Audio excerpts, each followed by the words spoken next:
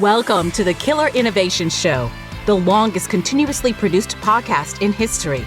Each week, Phil McKinney brings you the insights and strategies to amplify your creativity and innovation skills. Here's your host, Phil McKinney. Hello and welcome. I'm Phil McKinney. This week, we are reaching deep into the archive and bringing you one of our most downloaded shows. Enjoy. Inspiration comes from a variety of different inputs. For me, it's primarily visual and audio. Visual breaks down into, I'm very visually oriented. I started off going to college wanting to be an architect. I'm also an amateur photographer. And I read a lot. And I also, though, listen a lot. Obviously, podcasts are a big part of my life, given that we started this podcast back in 2005. But I'm also a big consumer of audible books. So the question is, as you get all of this input, what do you do from it? Now, in the past, I used to be a big reader of magazines. If you were to go back and read some of my early writings, I talk about how I was able to consume so many magazines. Had a subscription to about 125, 130 magazines. I had them stacked up over the house, but I also had just this innate ability of pattern recognition. So I would flip through a magazine, read a really interesting article, and for some reason my brain would be able to find that article by the graphical image of the cover page and the ad that was closest to the article.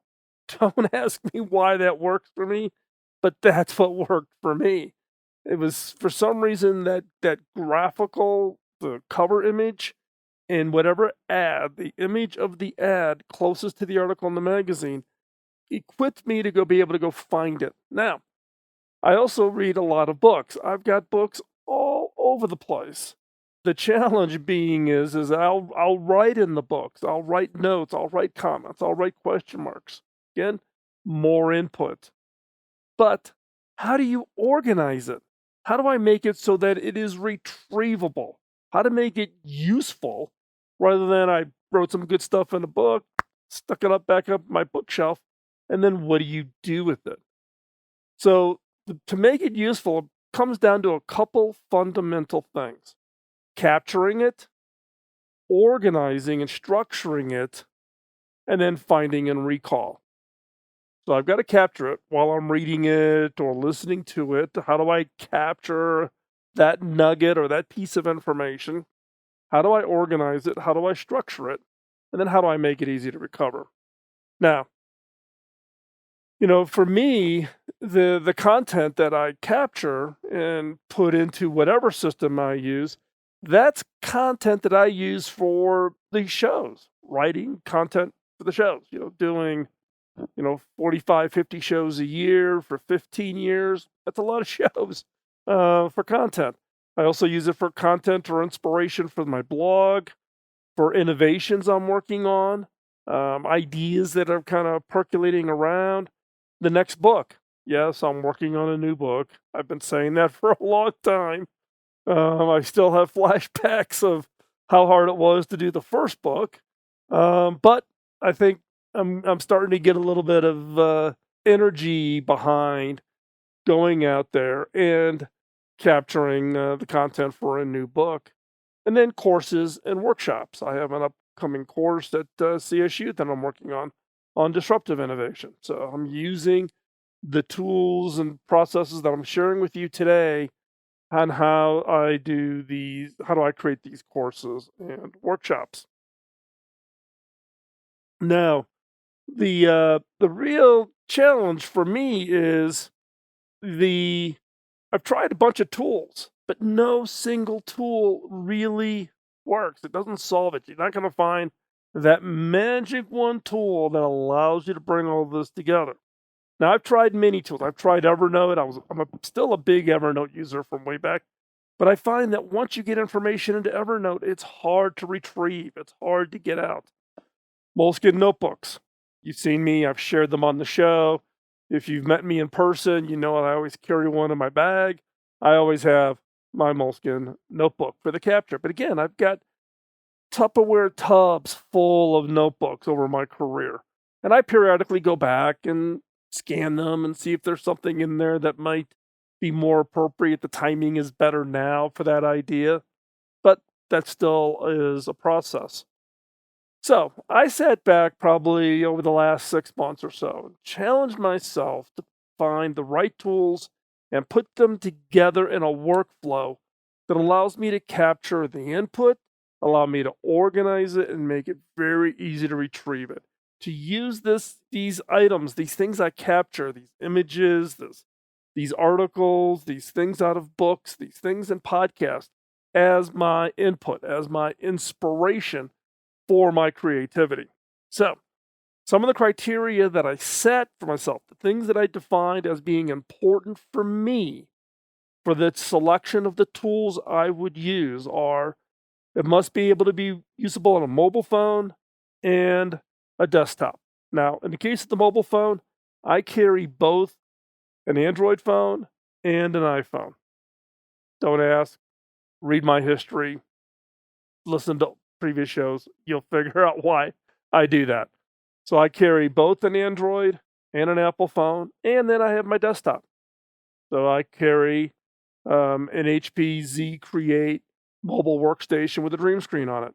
Fantastic product, by the way, if you're a videographer or photographer. So those are kind of the tools that I carry. Now, in addition, I do carry an iPad Pro, which is a great platform when I'm traveling to do just quick notes on airplanes, those types of things. So that's basically anything I do has to be able to work both in mobile and in the desktop. I need tools that can collect from all of my inputs, from books, from podcasts, from digital magazines, from websites I visit, from emails I get. I need to be able to have tools that can collect all of that. I need to be able to organize with minimal of the manual steps. As I said, I'm a big Evernote user. I've got this hierarchical kind of tagging system that I use that I have to scroll down and select that specific tag. And if you miss one or you don't tag something, you kind of lose that connection. So I was looking for something that didn't require as much of that manual. It needs to adapt as content focus shifts. I mean, for today, for instance, you look at my content pool of input, a lot of it's going to be around ethics, ethical innovation. I've been writing about it. I've been talking about it a lot lately. I think it's important. It's kind of an area of focus for me right now. But in an area that has been important for me in the past, it kind of waned a little bit, but now it's came back into the forefront probably in the last year and a half or 2 years, is the digital divide. How do we address the ability for people who don't have access to technologies and broadband services, and what should we do about that? And I and a team are working on ideas around the digital divide. So as those topics and focus areas shift, I need an environment that can shift with it and adapt to its structure and how it organizes information. Also, I need something that I can easily find that piece of information that I want without knowing the exact words. I don't want to have to remember all the taggings and those types of things that I've used. I need it to be able to self-structure, self-organize, and again, adapt as my information needs change. And the last part, which I kind of put into my criteria list, and I wasn't quite sure how I was going to address it, is around serendipity. When you find that random piece of information that you go, whoa, I wasn't expecting that, but boy, that really generates a spark. That's a kind of a connection that I hadn't anticipated. It's kind of like those recommendation engines, like for movies or whatever, and a movie pops up and you go, wow, I didn't even know about that movie, but for some reason it made the connection and I get this serendipity effect. So these are the criteria that I set. Mobile and desktop needs to collect all of my inputs.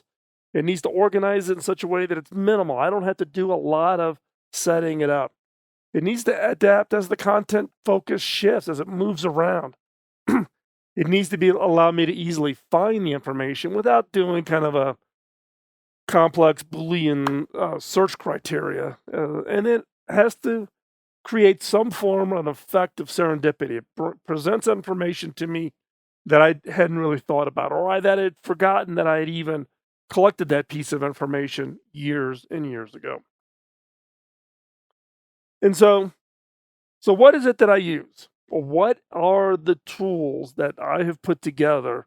Some of them I've been using for quite some time. Some of them are relatively new to my workflow. So what I'm going to share with you today is the tools and the workflow I use.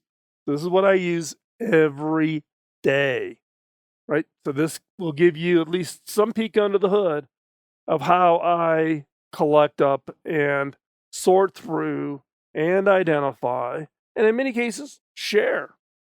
Share in the form of my podcast, share in the form of my blog writing, my articles on Medium, or just little snippets that I put up on social media. So, what is it that I do? So, first off is as you know, I've been a big user of Moleskine for quite some time. I've got literally thousands of these Moleskine notebooks all over the place, and I don't even want to calculate how much money I've spent on Moleskine. But recently I've shifted to a new tool, and that new tool is a Remarkable tablet.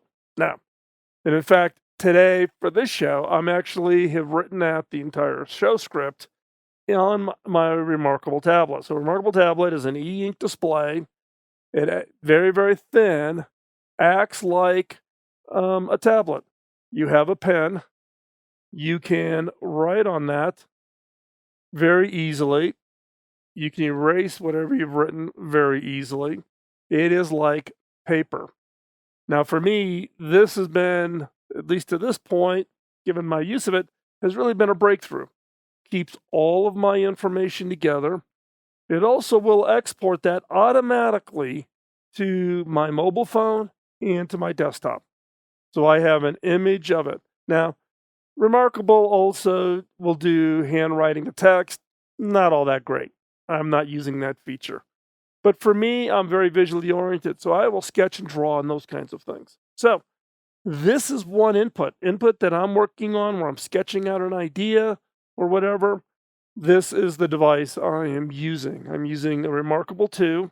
I haven't had it all for that long, probably for the last 6 weeks or so. But I'm telling you, I love it. It's an e-ink display. Battery goes. I've gone a couple weeks between charges. The writing feel on it makes it feel just like paper. You can't tell the difference, that it's not paper. And from that, it has really become the replacement for me having all these Moleskine notebooks to have to go back. Because again, I can easily export any and all documents from the Remarkable onto my iPhone, onto my Android, or onto my desktop PC. And that again is input that downstream in my workflow can become important. Now, one of the things though that other inputs, rather than me just writing on my Remarkable tablet, is all of the information that I read. And where I read that from is from a variety of RSS news feeds. Now,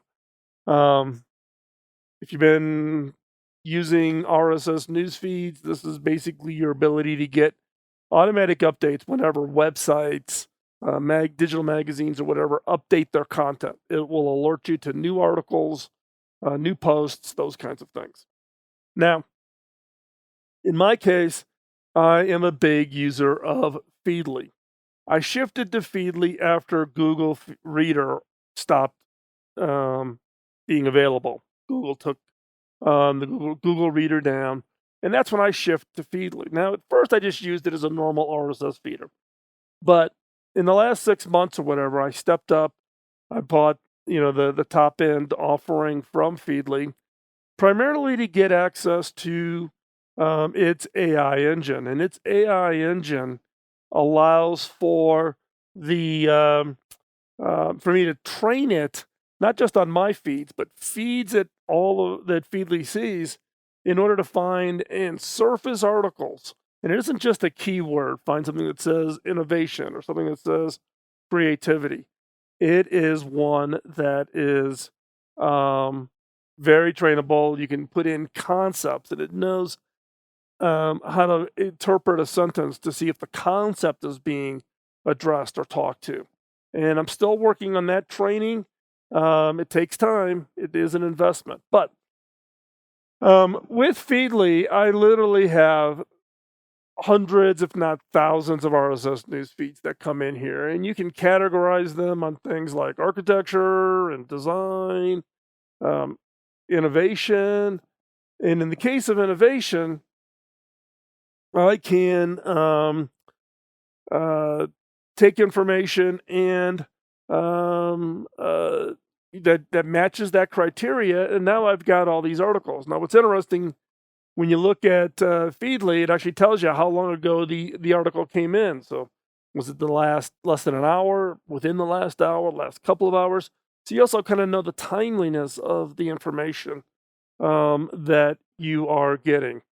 So Feedly is a great aggregator. Now, what I do is everything in the feed that I want to keep. So if I said, here's an article that's 3 steps to consolidation of new innovations. So once I pick that, then what I do is I actually save it to Pocket. So I'll just click through, boom, it is now over in Pocket.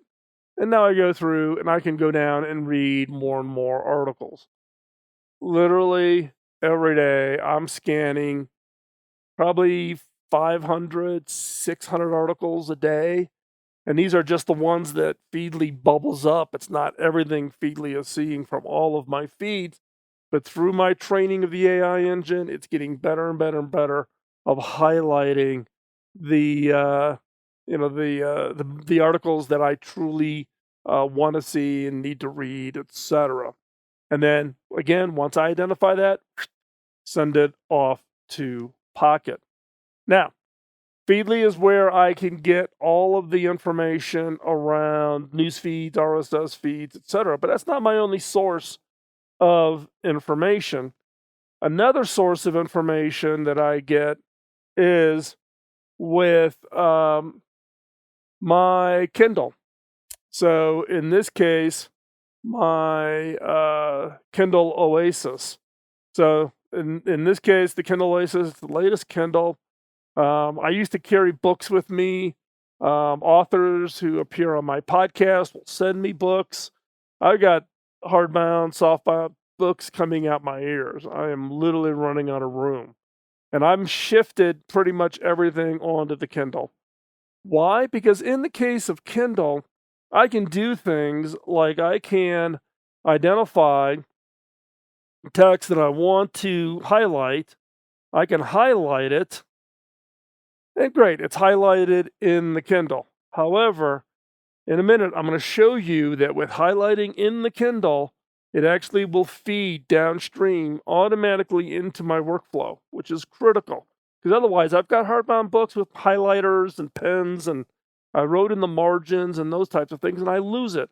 In this case, with this highlighting, I actually capture it while I'm reading it, knowing that that's automatically going to feed into my workflow and will become a captured input for future inspiration or future information for my writing or my books or whatever the case might be. So I've gone pretty much all digital now for my books using the Kindle Oasis. Now, the other pieces of my input also includes podcasts. Now you're going, how in the heck do you capture content on a podcast? Well, the way I can do that is through an app. Unfortunately, today it is only available on iPhones called Air. So it's AIRR.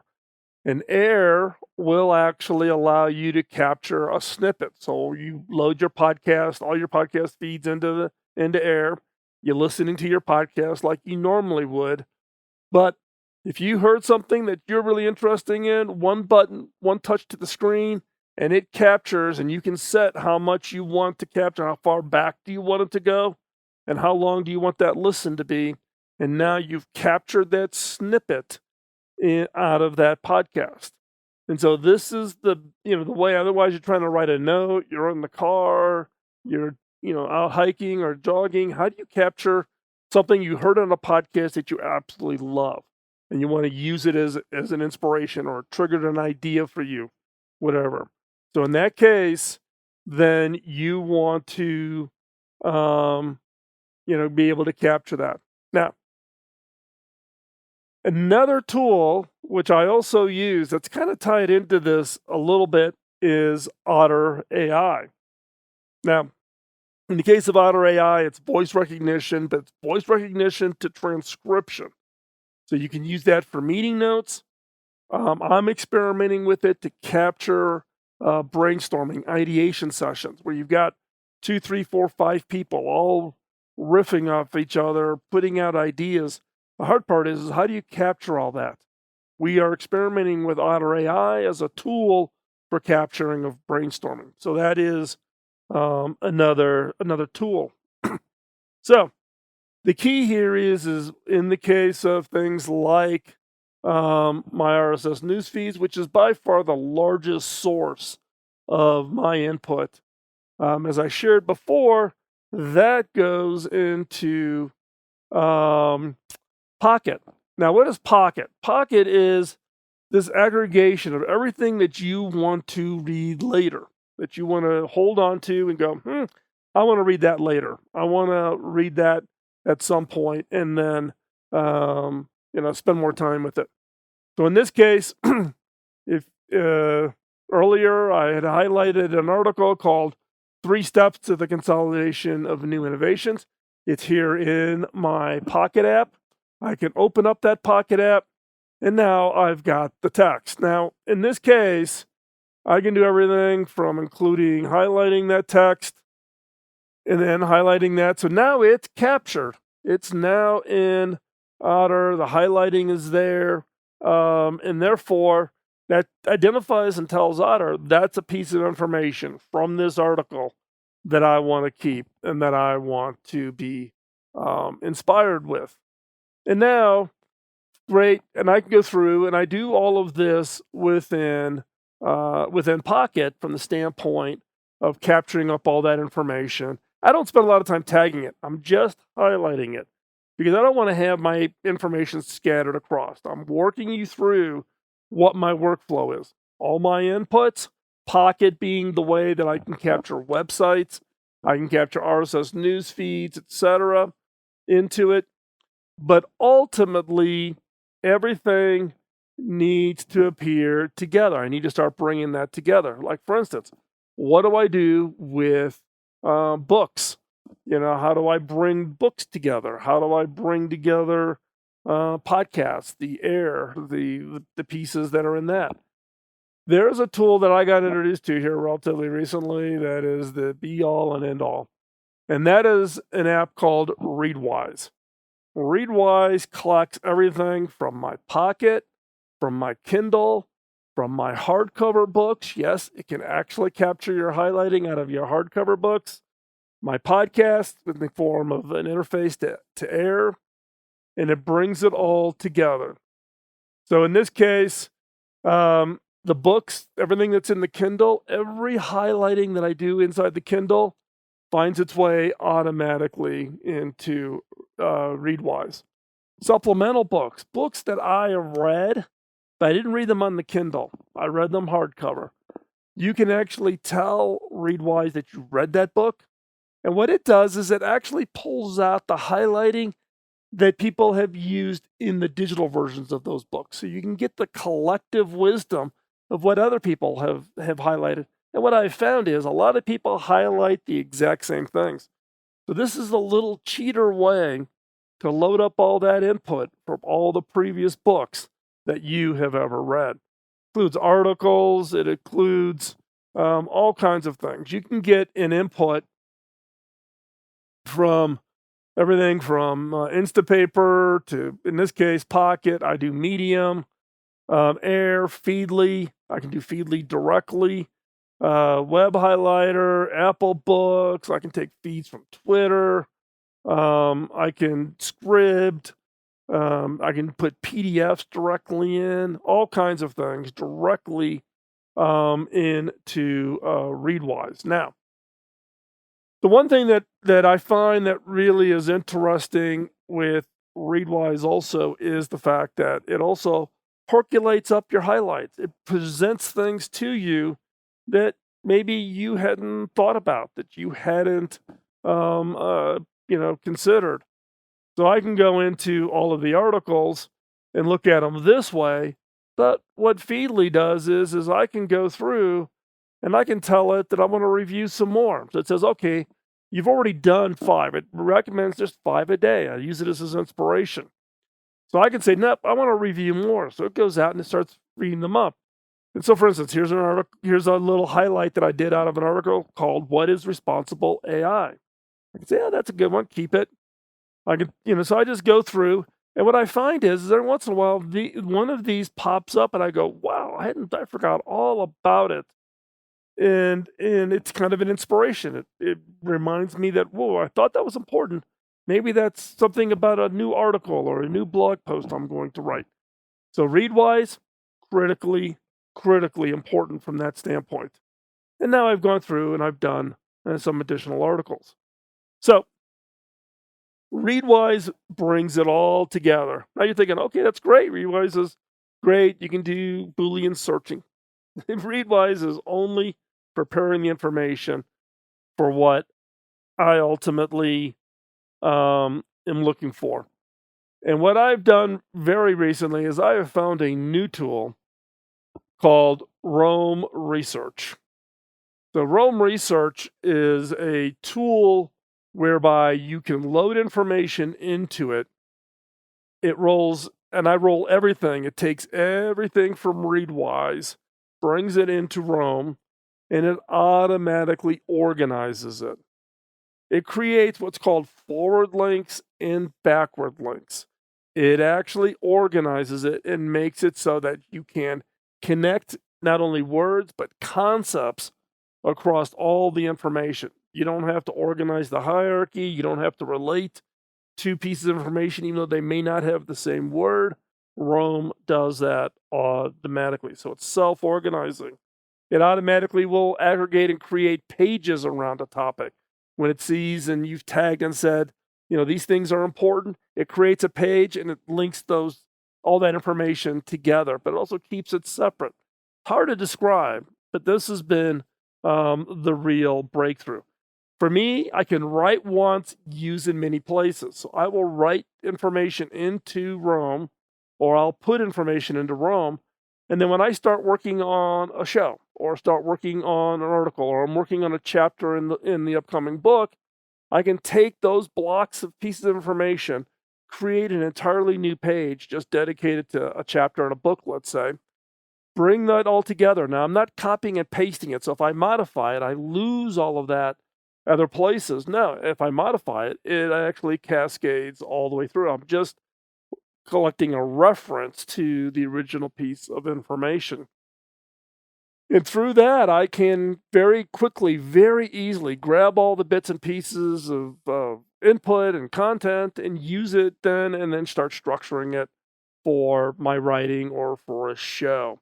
It also has a way to visually map and graph your information. Now, I don't use this very often. I don't, but in this case, this is my view of my content map is not all that exciting, but you can see in the maps where the size of the bubbles and the amount of links. You're going, there's kind of a core piece because there's a lot of pieces that are all getting connected.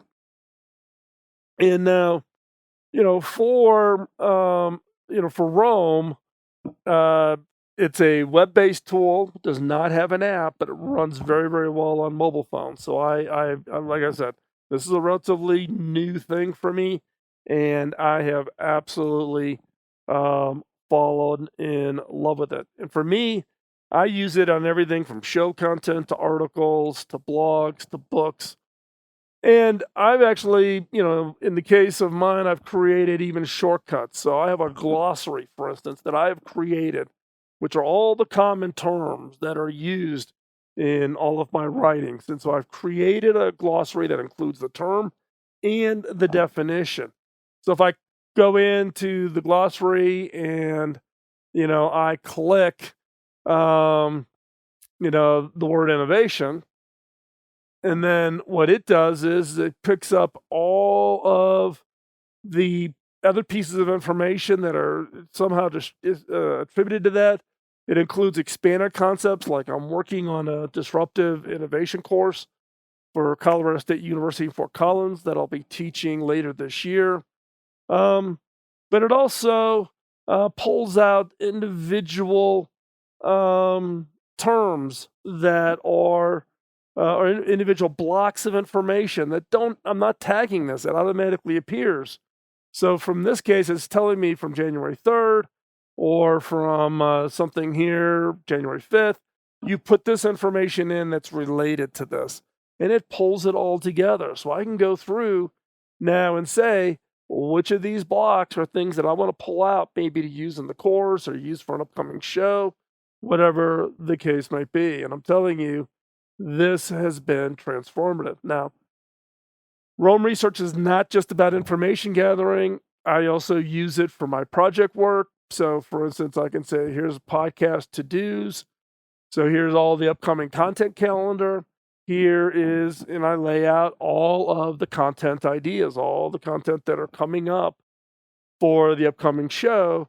And in fact, I've outlined this show in there. It's got checkboxes. You can future date things. So you can use Rome Research also for your to-do. Some people now are referring to Rome Research as a second brain. I don't know if I quite go that far, but let me tell you, it is quite an impressive tool. I'm still working with it. I'm still figuring out all of the feature sets on it, but I can tell you, though, that I am quite happy with it. So let me walk through this again in summary. So for daily inspiration, I need lots of input. I'm working on a lot of projects. You need to feed that subconscious. You need to feed your curiosity. You need to feed that inspiration. How do I do that? One is that I look for daily inspiration. Where do I get daily inspiration? From my Readwise. I'll load up the Readwise on my phone even before I get out of bed while I'm laying there in the morning, and I'll go through and I'll look at the 5 inspirations that Readwise has extracted from all of the input that I've run through it. So it goes through and picks out the things that it thinks might inspire me. And then I'll go into Rome, even on my phone still, and I'll just start clicking links to connect out to clips and articles that I hadn't thought about, or if there's a topic that I'm specifically working on. So for inspiration, that is what I do daily. For daily input to feed the inspiration, I am on Feedly multiple times a day. I scan, read 500 to 600 clips in Feedly each and every day. And I also then do my Kindle, highlighting in the Kindle, and I listen to the podcast. All of that, I'm clicking, it goes directly into Readwise. It goes in, well, I should say, it really goes into Pocket and then goes into Readwise. Ultimately, I want to get everything into Readwise. One, because Readwise is what triggers that serendipity, reveals something that I had not anticipated, and it becomes the launch pad to move all that information into Rome, and Rome, where Rome Research then organizes it and makes it retrievable. So the point here is don't get frustrated. You're trying to read, you're trying to capture information. You saw those bits of paper, you got Post-it notes all over your desktop. You've got a lot of information. Don't be frustrated. Get organized. Whatever tool set, whatever workflow works for you, that's great. But don't get frustrated. You need inspiration. Inspiration generates ideas. Ideas generate innovations. So again, don't get frustrated. Get organized. Get organized. Find your workflow. How do you get your input? Right? How do you organize that? How do you make it easy to retrieve? And then how do you use it to create that serendipity effect when you need to come up with that idea around a topic or around a problem space or around an industry? So get organized. Get organized.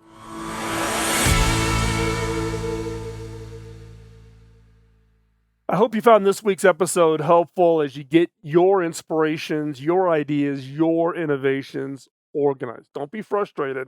Get organized. What I shared with you, both in a combination of tools and the workflow, is what works for me. You need to find what works for you. You need to establish whatever it is your criteria is for the selection of the workflow. What is it you're trying to achieve? Now, I know this was very high level. We squeezed all those tools into one episode. But depending on your feedback, I may go into more detail. If people want to see more of the specifics of how I do things and how all that integration works and the setup and all that, let me know. Let me know in the comments or drop me an email, phil@kellerinnovations.com, and we'll take all that in and maybe we'll do a future show and go into more detail rather than this high level that I went through today. So, and also what I would ask is like today's show and subscribe. That way you won't miss those future episodes or any of the future episodes that we were coming out with. So help us spread the word. You liking, you subscribing, and you sharing episodes is the best way. Now, for the next few weeks, I will be doing the show from the road. We are taking the bus, the new bus, out on the road. We will be gone for about a month or so.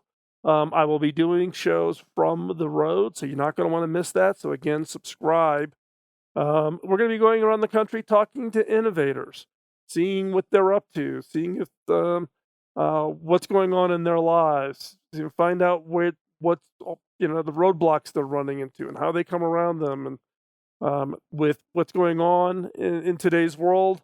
This is where human ingenuity bubbles up, and we're solving different kinds of problems today than what we thought we would be even solving a couple of years ago. So if you want to follow me while we're on the road or just keep up when we are on the road, the best place to do that is over on Instagram. So just find Phil McKinney, all one word, just like all my other social media places. Find it over on Instagram, follow there. We'll post pictures of what's going on inside the bus, where we're stopped, people that may or may not be interviewed on the bus this time around. But this is the first major trip we're taking out on the new bus. It has its own recording studio. It has full Zoom capabilities built into it. So we're excited to get out there, get on the road, and meet with you and innovators. So if you see us on the road, and you can go over to Instagram, there's pictures of the bus over there, so you know what the bus looks like, so that you can find us. If you see us on the road, honk, wave to us, meet up with us. Would love to it. We're going to be heading south through Texas, over to Florida, up the East Coast, and then back to Colorado. So that's roughly the loop but we don't have set locations. We wake up in the morning and say, where's a good place to stop? What looks like an interesting town that we can drive through to kind of see what they're up to, and stop and talk to people. So again, for the next 4 weeks or so, we're going to be on the road, maybe 5 weeks, depending on the trip. We will be working from the road. We'll be still producing shows, so you want to subscribe. You're not going to want to miss those. And again, if you want to follow us, follow us on Instagram. That would probably be the best platform. I'll be posting over on Facebook and LinkedIn like I normally do, but the trips in that tend to be a little more personal, so I'll tend to post those over on Instagram. And with that, thank you for taking the time out of your busy schedule to be with us here today. Really appreciate it. We will talk to you next week. Bye-bye. Podcasting nonstop since 2005, this has been the Killer Innovation Show on the Innovators Network.